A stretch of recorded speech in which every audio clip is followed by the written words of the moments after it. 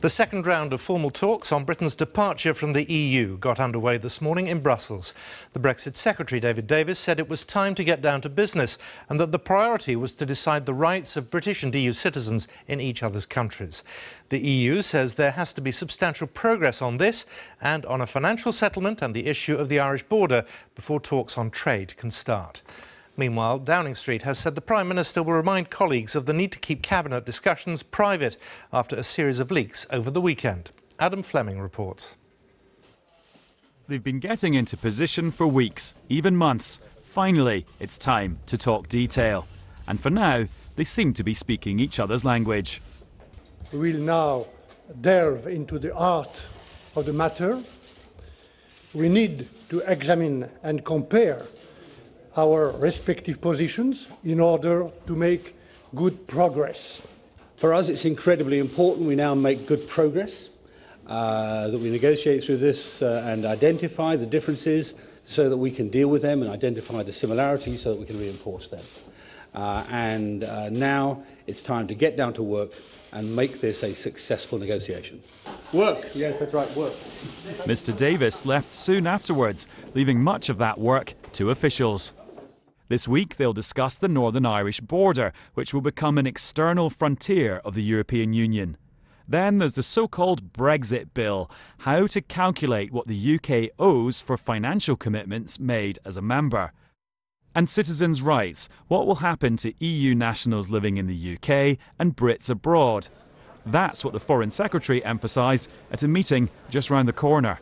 I'm very pleased that negotiations are beginning and, as you know, a very fair, serious offer has been put on the table by the UK government about citizenship, the value we place on the 3.2 million EU citizens in our country, the, I think, very good offer that we're making to them and the security they can have about their future. And I hope very much that people will look at that offer in the spirit it deserves, because it's a great offer. Thanks everybody, thank you. Questions about cabinet splits at home, they went unanswered. The Union Jack's been taken down already. David Davis is heading home. The really hard work is taking place behind closed doors. Privately, EU officials think the UK is moving closer to their position when it comes to money. But there's still the big issue of whether the European Court of Justice has a say over the lives of EU citizens living in the UK after Brexit. The European Commission tweeted this picture, the not-so-subtle message: we've done our homework. What are you bringing to the table? Adam Fleming reporting there. Let's go to our chief political correspondent, Vicky Young. I'm sure they did do a bit of work, but actually David Davis is now back in the UK, isn't he? Yeah, that's right. I mean, what happens is that he starts the negotiations and then officials take over, and then he will return to Brussels later in the week to see whether any progress has been made. And I think at the moment we're hearing about the things that are dividing the two sides. We know that the problems there are, for example, the European Court of Justice. There are some MPs who don't want that court to have any say whatsoever over anything to do with British life. What the EU is saying when it comes to EU citizens here is someone has to be the arbitrator in all of this, and they think the European Court of Justice should still have a role. Now, there could be room for compromise there. You can set up new institutions to try and take over that role, but you can see the problems there are, and that's before we even get to the issue of the so-called divorce bill, the money, the figure of 100 billion being banded around. Will it be 50 billion? How much will the UK agree to pay? The government has said very clearly, we will go by our obligations, we will fulfil those. On the other hand, they say that the days of vast sums being paid to the EU have gone for good. All of this, of course, will require compromise. At the moment, we don't know where it's going to come. The other issue is that the cabinet, if it was full of water, it'd be empty. It leaks so much.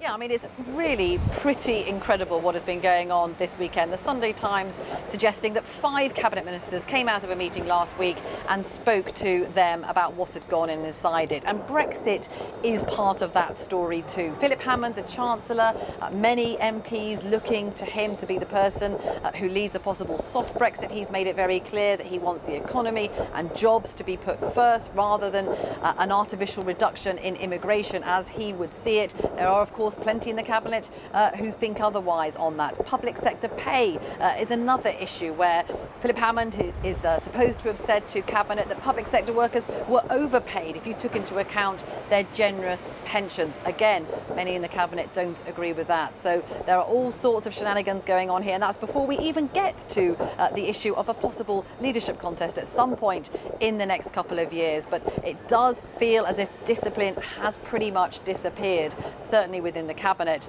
and that is never a good place for a government to be. Yeah, and you said leadership in the next couple of years. Of course, the danger with what's going on is that the Prime Minister looks so weak that couple of years then becomes months.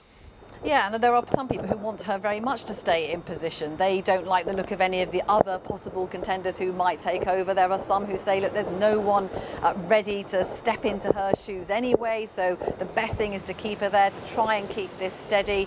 I mean, we just have to wait and see. And many are looking ahead to the Conservative Party conference in the autumn, saying that could be a moment where something happens. But there's no doubt, of course, that general election result has completely changed everything. She is in a much weaker position, Theresa May. Will she discipline these cabinet ministers? We're told that she will tomorrow at tomorrow's cabinet remind them that these are supposed to be private discussions. We'll see if that works. We will. They would be private if they used your microphone. Sorry, you've been a bit quiet. We'll sort that out. Vicky, thank you very much.